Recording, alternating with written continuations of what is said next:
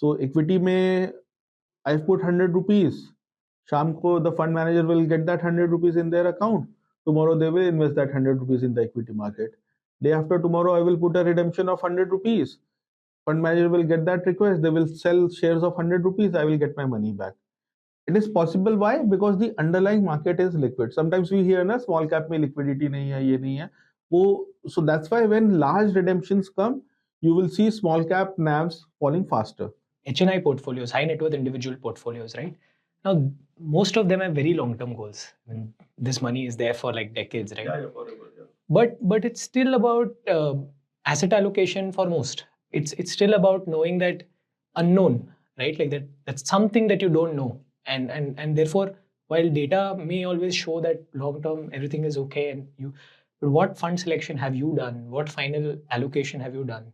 And there also there is a specific risk that you are taking. And many people think that equities mein to bahut set hai, right? You go to a broker, you transfer money, and you know that it'll settle, right?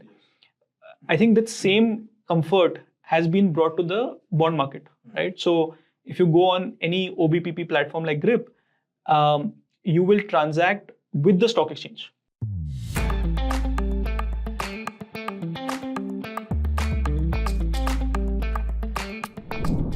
Hi friends, welcome back to another podcast. Today I have two of my close friends and Akshar also has worked with me. So essentially what we've been hearing from a lot of you, which is investors, is how to diversify our personal portfolios outside of equity. And kind of rightly so also, given our demographics and the economic growth profile we have, more and more new investors are heavily, their portfolios are heavily tilted towards equities.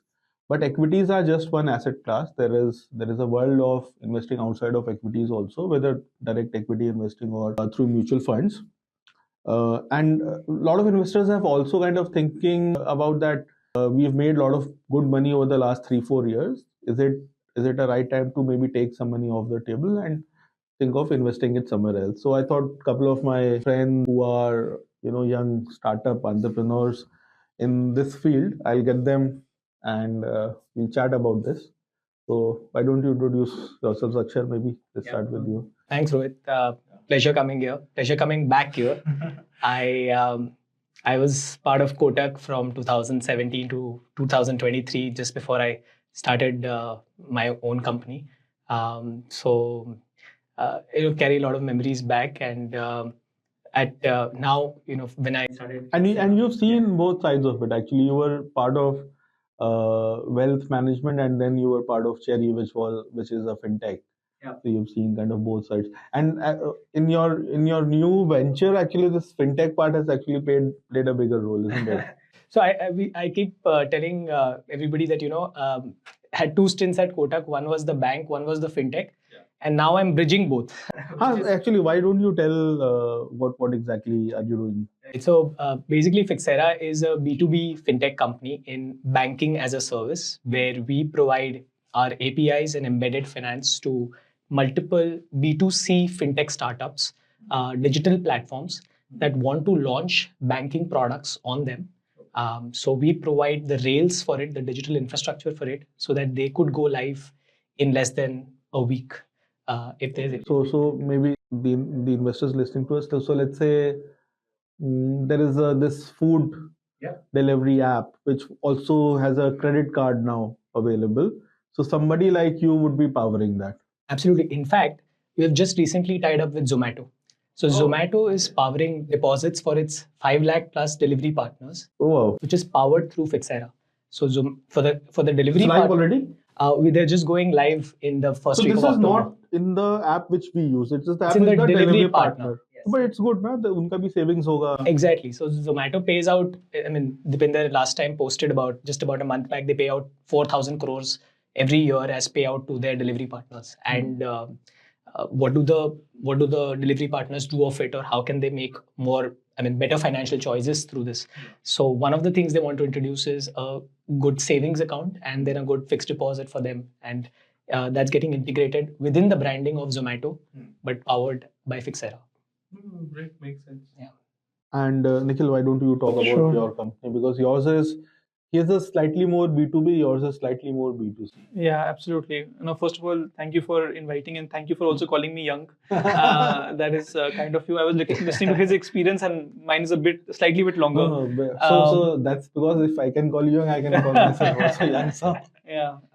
So I started my career also in a bank, but on the investment banking side with Morgan Stanley. I spent 6 years there. Got to see. this was here in India or where? This was in Mumbai. Mumbai. I moved here after my B school, and then this was my first job. I did a small stint before that HSBC, which was mortgages, and then with Morgan Stanley.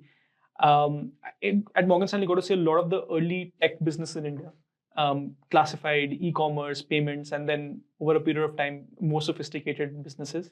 That sort of bug bit me, and I started a company called Chalo in 2016, which is today a very large mobility startup. Chalo is that bus That's right. startup. That's right. Oh, you were part of that early. Yes, I was one of the three founders who started Chalo. Oh. And if you're in Bombay, you can't miss the Chalo branding. Yeah. So I spent 4 years as chief operating officer of that business, and then got a chance to work with the World Bank on policy making for transportation. It was interesting, as a startup founder, you think 1 month, 1 quarter ahead in terms of execution, but the World Bank thinks of the same problem statement with a decade view. So it was an interesting place to be. After 2.5 years, I felt like I wanted to build again, and that's when we started Grip. Okay. And this been how long? 4 years now. 4 years. And you want to tell people Sure. about what Grip is? Yeah. So the problem statement that we wanted to solve was very similar to what you started with. That there are investors in India largely have fixed deposits, which earn 6-7% from banks, and have no volatility, no risk. And on the other side is the equity market, which is 16%, expected 16%, but high volatility and risk. That gap between 7 to 16 was blank, right? And no portfolio can be skewed so dramatically. We wanted to solve the middle portion with a high quality fixed income product. So today, the main proposition on Grip is investing in an A-rated paper, A-rated credit paper, 12% returns, 15 months tenure, and earning fixed returns, right? At really small ticket sizes. So that's what we do at Grip.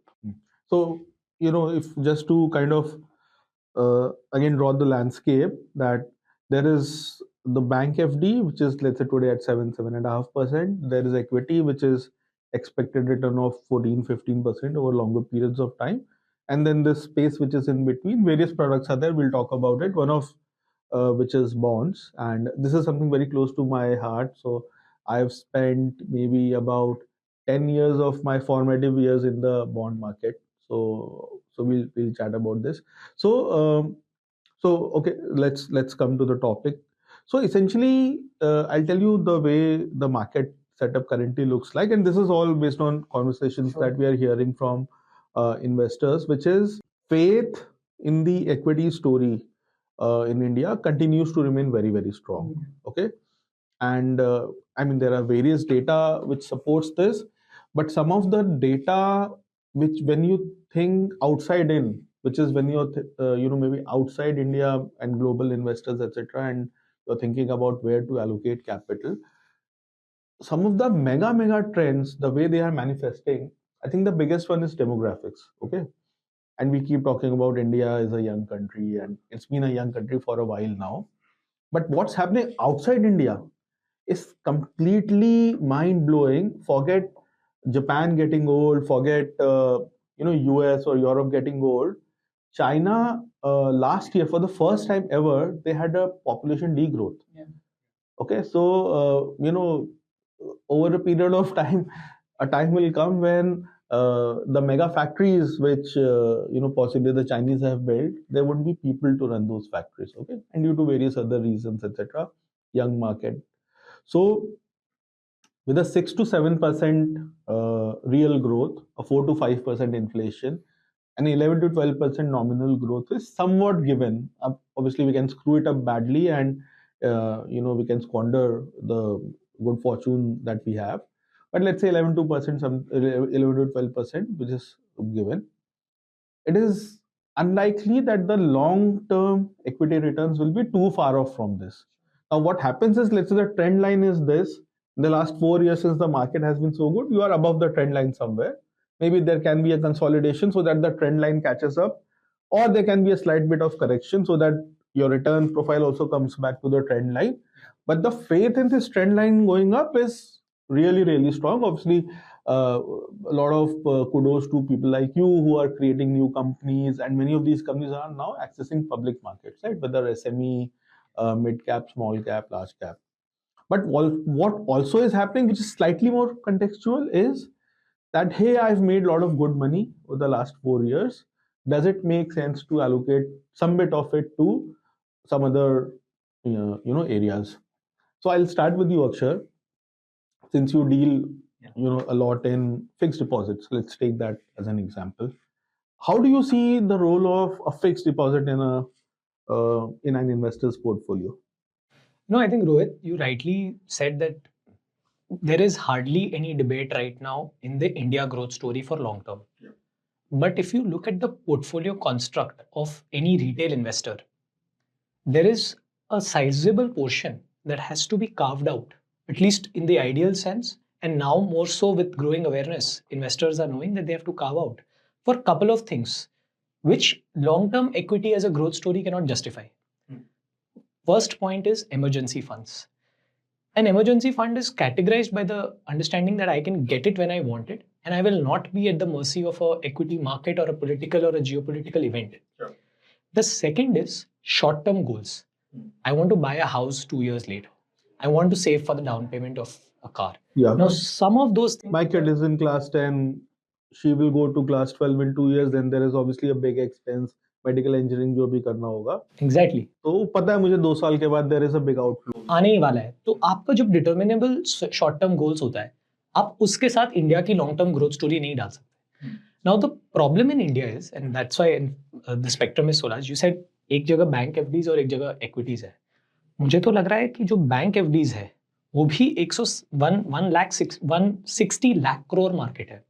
तो उसमें भी there are so many spectrums. Yeah. One is bank FD of a top private public sector or a private sector bank like AAA bank, SBI or HDFC, and which actually gives you 7.5. Then is the spectrum of a small finance bank that is again coming with the RBI insurance but giving you 8.5 with that security, with that liquidity. Then is the corporate FD market, which is with the trusted players like Bajaj giving you 9.5. So without you having to compromise on your liquidity or your safety, at least if you have a goal which can be okay till about 8.5, 9%, 9.5, you have even a spectrum in the most basic product as a deposit that is available today. So yeah, so I think both for short-term goals, for emergency funds where you need liquidity and you need to be determined that at the cost of me not earning that 12, 13%, I want to protect and safeguard my capital with that extra 1.5, 2% that I can earn over my bank FD. So good that you spoke about, so short-term goals, I'll come to you, Nikhil, but good that you spoke about emergency funds. So this is something which any investor, whether of any age or risk profile or AUM profile, they come to me, ask me personally, tell me about portfolio construction या क्या करना है बताओ. I ask कि 3 चीजें सबसे पहले तुमको करनी है.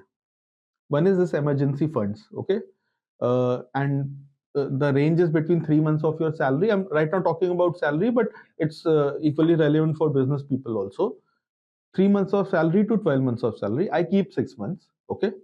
This has to be as good as ready cash, okay? And you will see a lot of content around कि FD में क्यों डाला, liquid funds में डालते तो you could have made that 0.5% higher. या इसकी emergency funds की तो जरूरत ही नहीं. You have credit cards, you can draw money whenever you want. I don't think anything can replace something like a ready cash and FD, which on call you can liquidate and same day you will get money in your bank account. So it's a cost of an insurance, but it gives you so much immense peace. God forbid something bad happens, and that day your credit card will not work. Murphy's law will come into play. That day your credit card will not work when you have an emergency. Yeah. Okay, and with UPI being so pervasive, still you will keep that 500 rupee note in your pocket, right? जब जरूरत होगी, जिस दिन car puncture होगा उस दिन UPI scanner नहीं चलेगा. So this is an insurance. This is no different than you keeping that 500 rupees, 1000 rupee note in your. और उसमें we shouldn't think about arbitrage ki okay, can I make this 0.5% higher or 1% higher? Whichever bank you are using frequently, okay, it can be SBI, it can be Kotak, whichever bank it is, उसके साथ FD कर लो. And now many banks have this beautiful sweep-in FD product. Kotak also has this product called Active Money, where up to a certain level, जो भी balance होगा उसके ऊपर सारा balance automatically it becomes an FD and is drawable at call. So you can just put a cheque, वो पूरा का पूरा पैसा ऑटोमेटिकली एफडी ब्रेक हो जाएगा, automatically your cheque will be honoured. तो वो तो कर ही लो. Second is medical insurance and third is life insurance और term insurance, whichever you want to do. तो ये तीन करने के बाद ही you should start thinking about that. अभी सरप्लस है, उसका एसआईपी करना है, क्या करना है, all of that. So this I'm 100% with you that till the time you have that 6 months of emergency balance, कुछ भी और सोचना ही नहीं चाहिए. Okay, so Nikhil, uh, uh, you might agree or disagree, but I don't think you will also recommend that emergency funds you should start bond investing, right? But then this space of between 7.5% of bank FD, or let's say some smaller bank FDs maybe even giving you 8.5%, or some NBFCs will be giving you 8.5%, to this 14% of equity. Okay, now if an investor is looking to take that incremental risk, okay, should it be managed through a portfolio allocation itself? So let's say I'm okay taking a slightly higher risk. Should I just put that higher, whatever allocation, 5% allocation, 10% allocation, into equity, or should I explore this new asset category? Yeah. So, like we discussed, that FD has a certain place in your portfolio. It solves a certain need for you. Yeah. The same way equity solves a certain need for you, which is higher returns, right? And aligned to the growth rate of the country. Same way, fixed income and high yielding fixed income also solves a certain need for you, right? Okay. For example, equity markets can be volatile, right? We all know that. But maybe you're someone who likes having frequent income come every month. Okay, you are ready to sacrifice some amount of growth for stability, for fixed, complete visibility of how much returns you will make. So I don't think it's not a either or. It's actually what is the proportion that you want to mix it, right? How much ever you may love to have healthy food or the other extent of fast food, you try to create a good balance, right? So I think that's what it is. I think the question really then becomes, how much risk are you taking for the additional returns, right? If you're going from 7% FD to say 12% in a bond, 500 bips more, nearly 100% more, how much more risk is it, right? And if the risk is less, marginal, risk reward is high, then it's maybe a risk worth taking, right? Assuming your bases are covered, etc. So I think that's how we see investors thinking about it. So, a very interesting way of understanding what risk is, because ये risk people, they keep on talking about, but quantify कैसे करे risk को? Right. So at least in my mental model, how do I think about risk is, frankly, there is no risk of investing in equity or bonds, or obviously fixed deposit में तो कोई risk होता नहीं, it's government up to 5 lakh rupees is guaranteed. So let's talk about bonds and equity. Let's talk about equity. It is the most volatile. There is no risk of losing money if you are investing for a certain time period or longer, 5 years, 10 years. There's virtually no risk, is what the way I think. Obviously, there is no guarantee that you will not lose money. The risk is volatility. Absolutely. Which means that if I have to pay fees for my daughter's higher education 2 years from now, that money I cannot put in equity, because 2 साल के बाद क्या होगा equity में, that I do not know. Over 5 years, 10 years, I will make money. That is more or less certain, unless again economic growth goes haywire. So wherever I need to protect myself from volatility, that money should not be in equity. Just again give you a small example. Defense is a very hot sector right now, right? People who would have invested in defense, let's say 1 year back, almost 80, 90, 100% returns they have made. But if you would have invested 3 months back, In 3 months, defense has given a negative 10% return, whereas Nifty has given a positive 10% return. So in a 3 month time horizon, you have a negative alpha of 20% if you are an investor in defense funds. Is defense a bad sector just because 3 months ka return kharab hai? No, obviously there's a big tailwind for defense sector also. But अगर ये 3 महीने का ही मेरा कुछ काम था या मेरी खुद की फीस थी 3 महीने की एंड तो फिर I would have to call my dad कि there is a shortfall I invested in defence sector and my money is gone. So the way in my mental model I think about risk is that any money which I cannot expose to volatility, that should be out of equity. Right? It's some ways tied to what you said, defined goals hain agar to. No, I think it's in general also. I've looked at, and I got a chance in Kotak only to look at HNI portfolios, high net worth individual portfolios, right?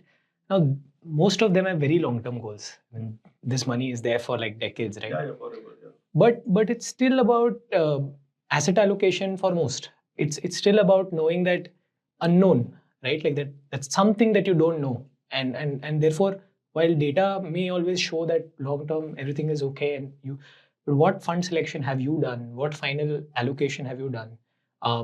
And there also there is a specific risk that you are taking, and therefore many investors prefer to just diversify their asset pool in a way that across any market or any cycle or any time period, they always have the right mix and balance. So even if they don't want, even like for example, they may not have a short-term goal, but they would still put 20 to 25% into fixed income, knowing that at all points of time in my portfolio, I should weather the whole storm. Maybe even to that extent that when markets are too low, I need to have money to be deploying back from debt to equity. Yeah. So rebalancing of portfolios, etc.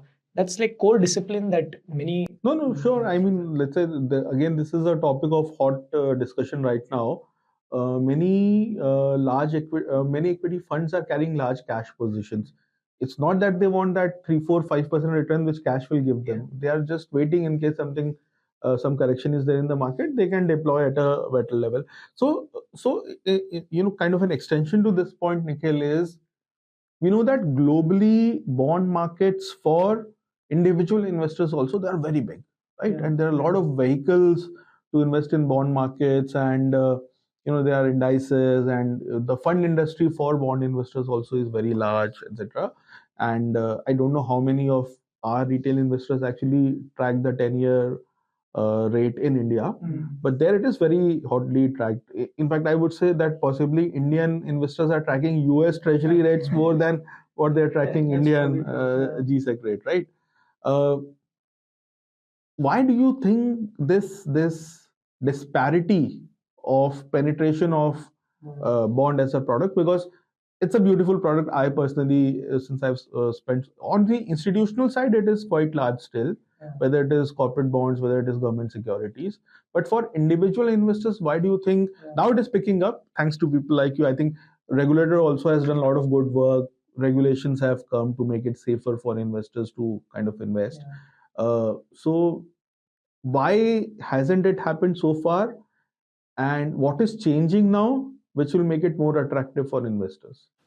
So we were recently looking at SEBI's data. They published their annual report, and they've captured the amount of equity issued versus the amount of debt issued or bonds issued in the country. Shocking numbers. So public equity issuance in the country is about $18 billion last year. Bond issuance is $125 billion. $125 billion. Yeah. So bond issuance is 6 times equity issuance, right? What was the institutional market? Bilkul, right? So the market is very large. Almost 99.9% is today institutional. There are 2 real reasons. Number one is that minimum investment amount for corporate bonds till 2 years ago was 10 lakh rupees. 2 years ago it became 1 lakh, and only in July this year has it become 10,000. No, I think this is a great move. Yeah. Again, as we were discussing before the camera rolled on some of these new asset classes which are coming in. If the minimum ticket size is of a certain 10,000 is a very reasonable minimum ticket size, at least people can start experimenting, and over a period as you build your comfort, you can obviously increase your allocation. So sometimes we see people start with a 10,000 bond and the next investment is 10 lakh rupees, right? So it's not that the person did not have the appetite, but you always want to try something new at a small. So I think this is one big reason. Now the second will be, but there were debt MFs. Why didn't debt MFs become more popular in India if this happened? Unfortunately, almost every debt MF is basically allocated to GSEC or AAA rated bonds, right? So there was one more reason I'll tell you, because I was part of that industry. Debt MFs used to have a big tax arbitrage. Yes, they used to have. I think although they were doing a lot of otherwise good work, but the biggest selling point used to be that come in debt mutual funds, you get this indexation benefit, which also got taken away. Absolutely. So hence I think the attractiveness of direct investing also goes up. Yeah. So but for a minute I'm parking direct investing because that was a ticket size challenge. But on the debt MF side, because the allocation was all GSECs and AAA, the return that a debt MF gave was very much in par with an FD. And hence an investor would say, let me just do an FD. When the arbitrage went away on tax, it became even more unattractive. So I think what India requires, one is the reduction in face value, which SEBI has done incredibly well, is also the emergence of a debt MF, which is focused around an A-rated portfolio. Right? I think that is a real opportunity where investors can then put in 100 rupees. Forget 10,000. No, see, Uspe, there is a fundamental problem. The problem is that the underlying market is not liquid, right? So mutual fund में क्या होता है that it's every day in out you can do. So equity में I've put 100 rupees. शाम को the fund manager will get that 100 rupees in their account. Tomorrow they will invest that 100 rupees in the equity market. Day after tomorrow I will put a redemption of 100 rupees. Fund manager will get that request. They will sell shares of 100 rupees. I will get my money back. It is possible. Why? Because the underlying market is liquid. Sometimes we hear na small cap में liquidity नहीं है, ये नहीं है. So that's why when large redemptions come, you will see small cap NAVs falling faster. Because उतना ज़्यादा if you are going to sell shares, possibly there are not investors. Large cap में does not matter. Nifty stocks or Sensex stocks, billions of dollars you can sell or buy in a day. Does not matter. Bonds with the liquidity is even worse. So let's say large cap small stocks best liquidity, small cap stocks worse. Bonds maybe G6 is good, but corporate bonds it is lesser. So if you have a debt mutual fund which is doing daily in out of investor money, but underlying market is not liquid, तो वो manage करेगा कैसे कि आपने suddenly बड़ा redemption दे दिया. Now where will the poor fund manager go and sell? Absolutely. So I think that is the illiquidity has to be absorbed in my portfolio, which is the individual's portfolio that मैंने खरीदा है, and I know that this investment is there for 2 years. अभी मेरे को बेचना नहीं. So only the part of my portfolio which I am okay holding for whatever that period is, 1 year, 2 years, वो मैंने bond में invest कर दिया. So, interestingly, we offered liquidity on our platform. We started offering it to a closer user group to test it. It's been 2 months. We have received one request for liquidity, right?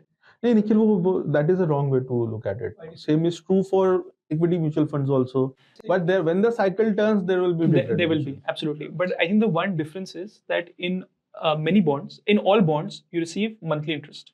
This is a good thing. And in many bonds, you have now started receiving quarterly principal. Yes. You also know we do a product called SDI, in which you receive monthly principal, right? So actually the average maturity of bonds and SDIs on platform is actually short of 12 months. And hence the need for liquidity as much in bonds is lesser than equity, because in equity there is So why do I as an investor think so much about liquidity all the time? Because मेरा monthly salary भी तो है ही, and there is this emergency fund I will have, God forbid something happens, I will dip into it. So when I'm constructing my portfolio, there is some part of my portfolio which can go in illiquid assets, right? कुछ ऐसा तो नहीं कि everything, and I'm so sharp that every day I will do rebalancing and every day I will sell something or buy something. वो होता नहीं है practically. It's just mental this thing है, because the entire financial system is based on the fact that there will be no net outflow of money from the financial system as a whole. There will be people who will take money out of a bank, but there will be more people who are going to put money in a bank. So I am personally, again, it's a mental thing. Maybe as the asset class takes slightly more, it becomes more prevalent, then people possibly would stop thinking too much about it. But individual balance sheet में कुछ invest किया है, let's talk about ELSS funds, tax saving funds, right? उसमें when we invest, उसमें भी तो 3 साल का लॉक इन होता ही है ना, तो उसमें क्या लिक्विडिटी होता है? I agree with you, right? So I think different products will serve different purposes. I think understanding the product is important, and at the same time, the concern on liquidity is very important for any fund manager to think about, right? To me, actually, the reduction in face value, I think it's a big one, will create the liquidity in the market to support in a few years a corporate MF with an A-rated portfolio, right? I think that's actually how this will come together. No, and again, Nikhil, some of these new asset classes which are going to come in, SEBI is talking about a 10 lakh rupee AIF or a PMS.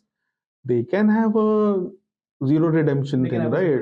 So a lot of people invest in AIFs, उसमें या private equity funds में करते हैं invest, या VC funds में करते हैं invest. उसमें कहाँ कुछ होता है redemption? I think the retail investor, right? Again, that 10 lakh and that becomes non-retail even at 10 lakh. I think the retail investor is mentally uncomfortable with the concept of a lock-in.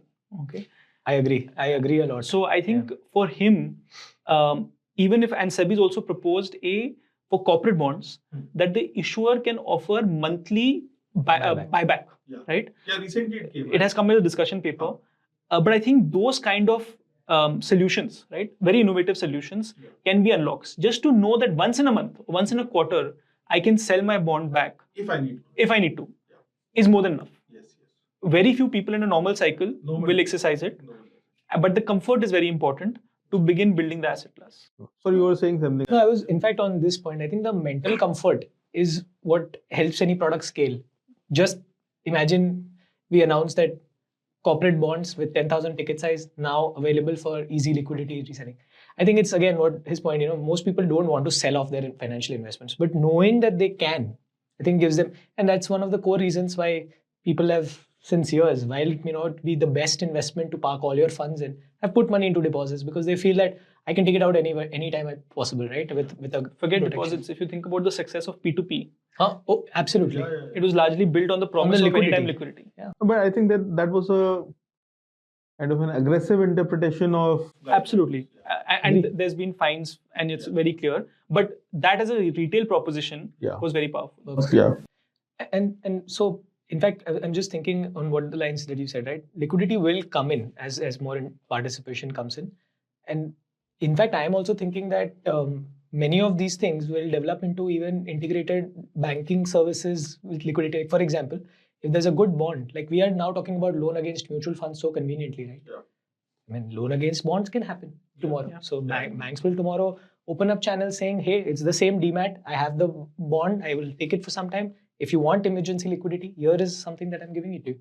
No, so this point of liquidity is well warranted, but I will go back slightly on the return side again. We talk of bank deposit as a big kind of a monolith, but there are various options which are available, different banks, different risk profiles, etc.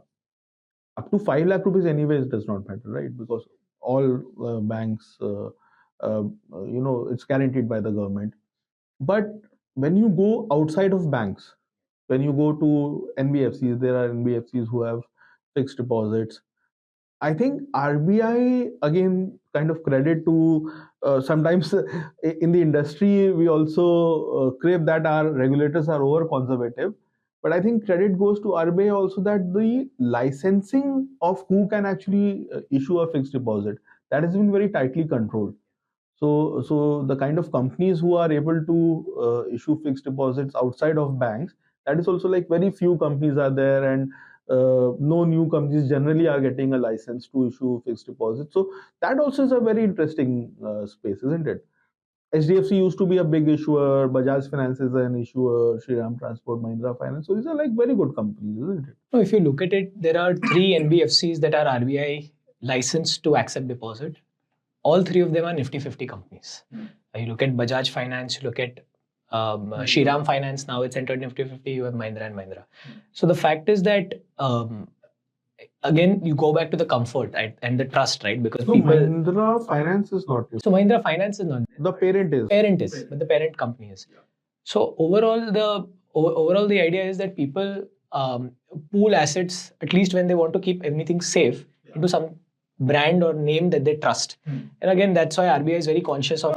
And again, because these companies have been in business for so many years, they have also built that distribution network that, chalo, abhi to it is very easy, digital mediums are there, but you go back just 10 years. So unless you had that distribution network, branches होने चाहिए, agents होने चाहिए कि जब ये redeem किया तो timely पैसा आना भी चाहिए, जब invest किया तो FD का receipt भी आना चाहिए. So all of those mechanisms, they were built over like so many years, so much effort has gone. Absolutely. And then now what new age fintechs are doing is taking this just one step further to give their customers the whole portfolio. Like for example, so many wealth tech apps coming in. Now you want to be able to offer your customer the whole management of whole portfolio. You don't want to tell them that for this bucket go directly to manufacturer or like a Bajaj Finance. So eventually in any financial services or in general, there is a manufacturer and there is a retailer. But the problem over here in financial services for most is that the retailer is trying directly to connect with the manufacturer. So what ends up happening is I have to, as a retailer, connect to 5 manufacturers. I have to go to Bajaj also, I have to go to Shriram also. No, one too many hona chahiye. One too many. So there is where now we are leveraging the power of their distribution and getting them further, that all of those manufacturers that are licensed by the regulator can now come on one network. And the fintech, the retailer who's having that distribution mode can connect to only one, and then all of them can kind of. Just to add to this, I think when you talk about that 7 to 16% range, many people think that this is exotic products, okay, unregulated products.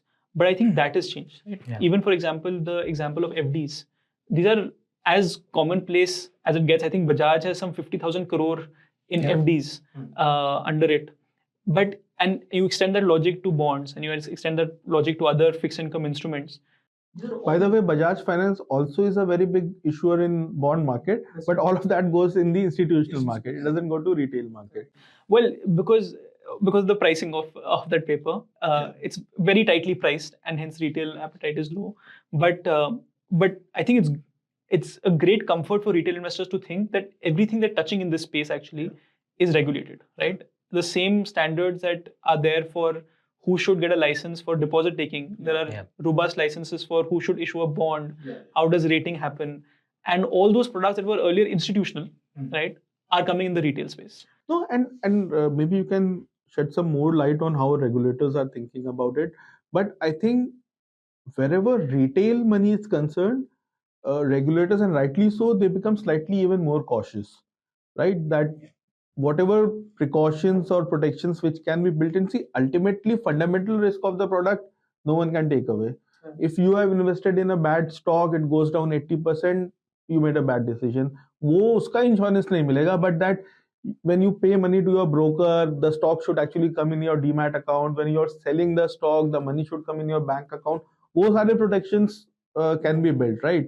I think that is the job of the regulator. So there, when you are interacting with regulators, and how are they thinking about developing the entire bond market? I think one of the things, and Akshar can add, I think we're fortunate to be fintech founders in an age where this digital infrastructure has been created, right?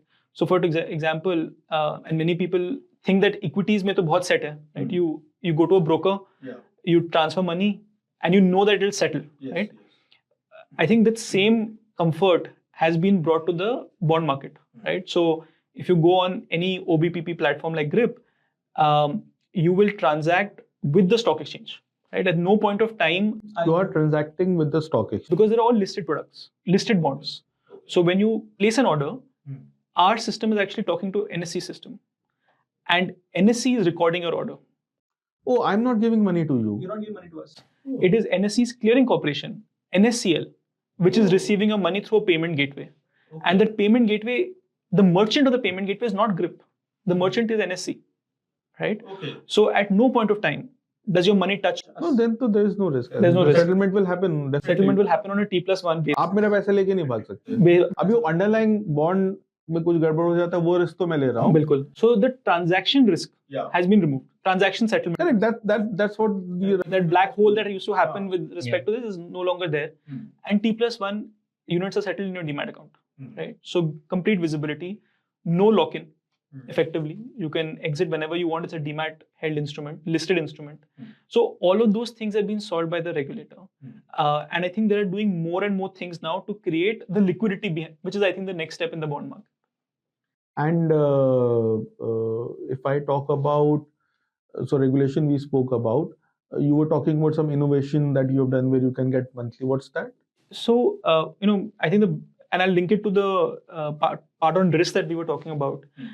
We said that no mutual fund exists today like that, but we wanted to try to solve how people can invest in a pool of bonds rather than a single bond, because that automatically reduces risk. Yeah. It becomes a portfolio. But at the same time, we didn't want to have the redemption because we could not stand. So we created something called baskets.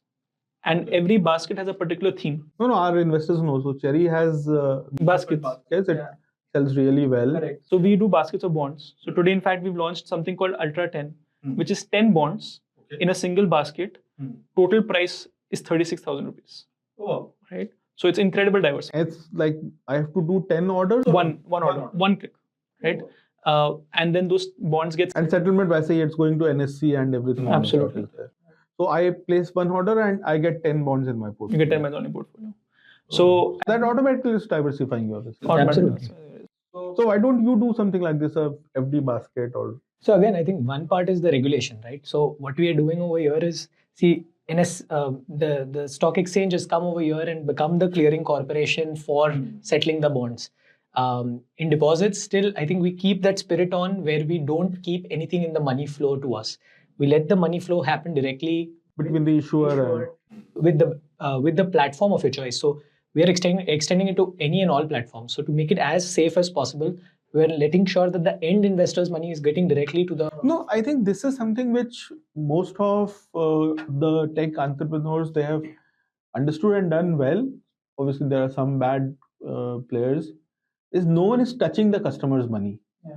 All of you and let's say we also at Cherry also, when a customer is placing a mutual fund purchase order, we are not touching the money. Automatically the money is getting deducted from your bank account. It is going to whichever mutual fund it has to go to, and जो भी T+1 T+2 में आपके units allocate हो जाएंगे. So I think this is something a big massive cleanup which has happened, that no one is touching customers' money. बस आपका पैसा है जिधर जाना चाहिए था. We are just the conduits.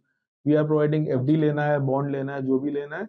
We are just providing the conduit. So I think this is something that which has, I can say, cleansing of the system which has happened through right regulatory intervention, that customers should not be exposed to undue risk. That मैंने पैसा ले लिया है, there's a black swan event, some war has happened and I have taken your money and boss up. That shouldn't happen. So, and even for new asset classes, the learnings of the past are paving way for the future. That something bad has happened in equity market 20 years back, boss नया asset class launch कर रहे हो, build those safeguards from day one itself. No, and there are choices to make. I think that's in something now. I think bonds is getting so regulated that there is a regulator coming and telling you exactly now what the process should be. Yeah. We are in what we is now something coming up in the digit, like there is a digital lending guideline that RBI has come out with. We're still on the borrowing side of the bank and the NBFC. Guidelines are over there are still coming in. But even before the guidelines come in, how in the spirit of what RBI would be thinking and how it would want it to happen, you have to take those calls from day one. That also includes customer data, what you do with the customer data, how much you store as a customer data. And I think you have to make right choices even before there is a clear circular that is telling you what to do. So again, if you build businesses the right way, keeping customer as in the center of things, I think over a period, that's the way to build businesses. We were talking about P2P. People in the haste to grow fast, they took shortcuts. Now, I don't know if the category can be revived again. I just hope that it does, because there is a need. It was also serving, right? Sure. But again, it got such massive growth, promising something which fundamentally was incorrect, right? You have given loan to someone for 1 year, 2 years, and the platform is promising you everyday liquidity. Kaise hoga? It's not possible, isn't it? Mismatch. Yeah.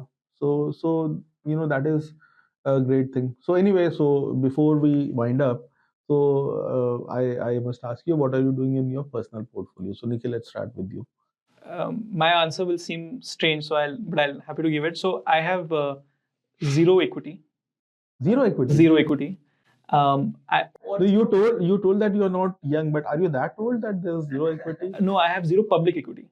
I have a decent amount of private. That will be in your own company. No, outside of my own company. I do a lot of investments in early stage companies.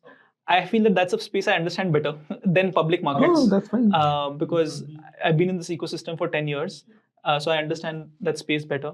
So that's one. And I enjoy the idea of understanding businesses in younger business in a different way. Everything else is actually on grip, is invested on grip between our corporate bonds as well as SDIs. Great. And for me, तेरे पास तो पैसे नहीं है, तू always बोलता है I don't have money, I don't have money. That's the easier thing for me to but no, I think I still am 60%, 70% almost on equities, public equities. This is outside of your company, you're saying? That's outside of my company. This is just pure SIPs that you've set up and are just keeping it on the steady discipline. So just to understand, Akshar, you said 2017 you passed out from your MBA, right? Yes. So obviously MBA में we are taught equity investing, etc. But वो कितना नहीं, कुछ नहीं taught. No, you are not taught. When you started earning, did you start thinking about saving and investing immediately, or how is the cycle like? No, being of course in the finance domain, thought about it and started immediately. But it was a tough choice at that point of time also, because you just started earning. You have to spend also. And on top of it you have an education loan also. So I graduated from XLRI and I thought I have a loan enough. So the conundrum was, should I first repay the loan? And जो reels आते रहते हैं ना, influencer आप ये करो या वो करो, वो actual दिख रहा था कि आप क्या करोगे. And so at that point of time calculations दिखाएंगे कि अब 6.5% return ही है, education loan is the cheapest form, etc. But that time is when your actual investor psyche, your risk appetite comes out, and you actually decide whether you really want to invest that money and then repay it only gradually, or you want to get done with your loans. And so I chose to get done with my loans. I said, I don't know how much I may want to start something else, etc. Let me get the loan done. So it's an entirely personal choice. It's a personal choice, and that time you reflect over. No, I was with Kalpin Parekh, MD of DSP Mutual Fund, just a couple of weeks back. So he was kind of mentioning the same thing in a different context. He bought his first home. Imagine, after COVID, after working for more than 20 years, 23, 24 years, he bought his first home. And he was also, discussing this dilemma that should I take a home loan or should I just liquidate my investments and buy it from a down payment? And he also mentioned the same thing, that although if you will put it in an Excel, having a home loan and keeping your mutual fund investments running makes more sense. It will make you more money. But then just the sheer stress of carrying a liability, it's not worth it. So everything is not Excel. Ultimately we are humans. I think you should never invest in a way that gives you stress. I think, and everyone have different levels of stress. Yes, so you can absolutely. choose your stress level, but you should never just. No, stress and circle of understanding, right? Just say you mentioned that you're doing almost zero public equities and so many startup investments you are doing, right? I will never even understand what many of the startups are. So in maybe fintech, I will understand a little bit, but I'm sure you will be investing across various sectors. I will not even understand. So अब मुझे समझ में नहीं आता, and I will not invest because Nikhil has said कि यार ये अच्छा invest करते हैं. I will not do that, right? So at the end of the day, that's why it's called personal finance. Right? Yeah. It's actually very personal. Yes, absolutely. I remember I was advising a 65-year-old, very renowned industrialist also, and I'd got a personal equation with him. He was 75% equity, 75% fixed income, 25% debt. 25% equity. So I asked him, I nudged him that we can increase a little bit. We can increase equity a little bit. And then after the third or the fourth time, he just told me, I said, what's your reason? Why are you putting so much into debt? So the reason he said is, Akshar, it makes me sleep better. Now, how do you debate that? How can you rebut that? So it's so personal. No, I always again tell people, whoever comes and asks me, it's good that you understand different products and market cycles, and all of that is very good. But first you have to understand yourself, right? I cannot take this volatility that my defense fund investment has gone down by 10%, Nifty has gone up by 10%, there's a 20% negative alpha I make. Now let me just switch it quickly, let me go redeem my defense mutual fund, go into Nifty, and in the next 3 months the reverse will happen. It's none of this, it doesn't work. You have to understand your temperature. Uske hisab se the doctor will prescribe you the medicine. Just because you had some other bukhar, you have taken some other medicine. I should not take that medicine. Mera temperature, mera bukhar, mera medicine. So it's very, very personal. So great, guys. So thanks a lot for catching up, and please do have a look at Grip's website. You have a website? And today we launched the app. So today we have today we also have the app. Do visit, and Akshay, directly I think you are Where we but largely B2B. Well, you B2C can come on Group's website and access Fixerra's fixed income products. No, so and Kotak Cherries also. And Kotak so yes. So today is 25th September that we are recording this. Hopefully by the time this goes live, Kotak Cherry also is going to launch corporate FDs on its platform, and we are doing it in partnership with Akshar. So please do try out our corporate fixed deposit product also. And great, all the best, guys, and we'll catch up with you soon again. Perfect. Thank you. Thank you.